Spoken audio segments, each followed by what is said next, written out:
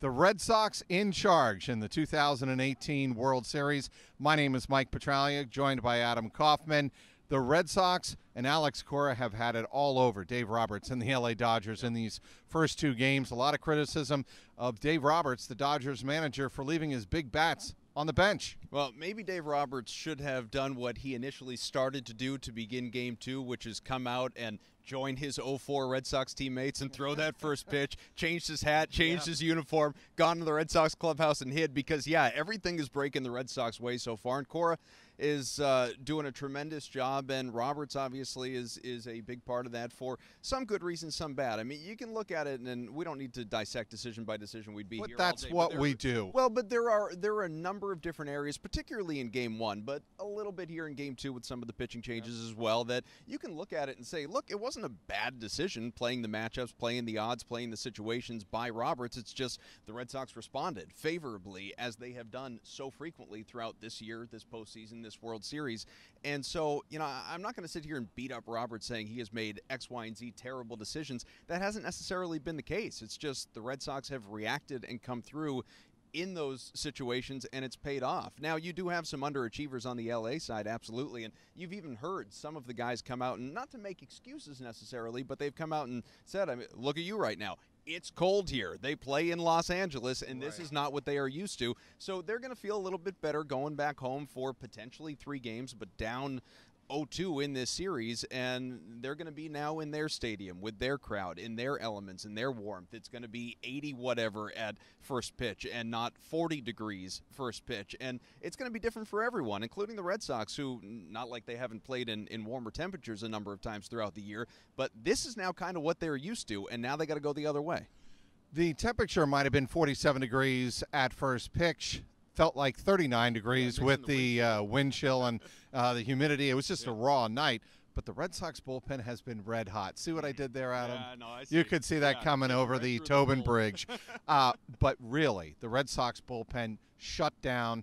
They were tremendous here on Wednesday night. The final 16 batters overall by Red Sox pitching retired of the LA Dodgers. Speak to the job. Joe Kelly, followed by the Rover, Nathan Eovaldi, who will not pitch start game number 3. That'll be Rick Porcello, followed by Craig Kimbrell.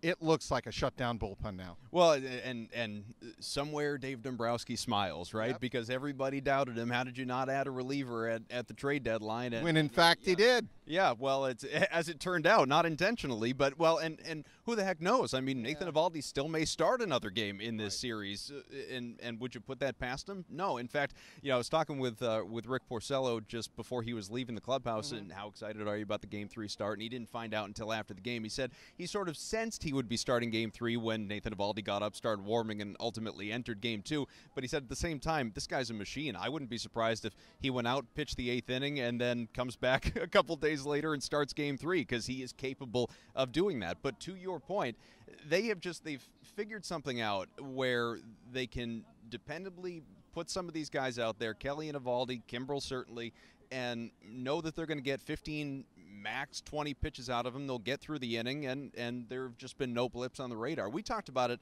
a little bit after Game 1, the fact that, you know, deliberately, Alex Cora, and he discussed this, he could have easily, I was rooting for it, could have gone with Joe Kelly for 2 innings in Game 1. Would have been a mindless decision in my brain, but he doesn't. It works out, and that allowed him the opportunity to come back with him in Game 2, where he was once again filthy. In fact, arguably better in Game 2 than he even was in Game 1. So it speaks to not only the managerial genius of Alex Cora to this point, but the fact that he has that flexibility to, hey, I'm going to pitch you guys virtually every day as long as you're not pitching much. As we wrap it up here, we do have to talk about the health of J.D. Martinez. He was asked after game number 2 about his ankle, and he said, yeah, it was sore here for game number 2. I played through it. I was able to really, you know, kind of gut it out. But the plan right now, as the news is breaking, is to have Jackie Bradley Jr. sit game number 3 and maybe game number 4, we'll see, and have Mookie go over to center field, have J.D. Martinez play right field if he's healthy enough. I'm not shocked. I'm maybe a little surprised. If it were up to me, and it's a good thing that nothing is as it relates to this team, because I would make so many terrible decisions.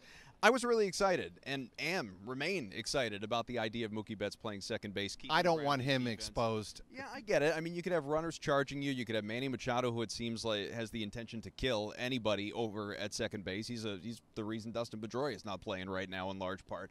And so there's, you can look at that and make a very concrete, solid argument as to why Mookie Betts should not play second base. I just think if you want your strongest bats to be in that lineup, clearly you have to have J.D. Martinez, and I'm comfortable. I don't think you necessarily sacrifice much at second base putting Mookie Betts there. Yes, you sacrifice in right field putting J.D. Martinez out there as opposed to Mookie. But, yeah, if you want to put him in center where he's played before and he's capable, and then it's either Brock Holt or it's Ian Kinsler, fine. I mean, Alex Cora can do no wrong at this point. I mean, who would I be to sit here and doubt Alex Cora, because everything is breaking his way? We started talking about the manager of the Red Sox and everything breaking his way. We'll end it on that note.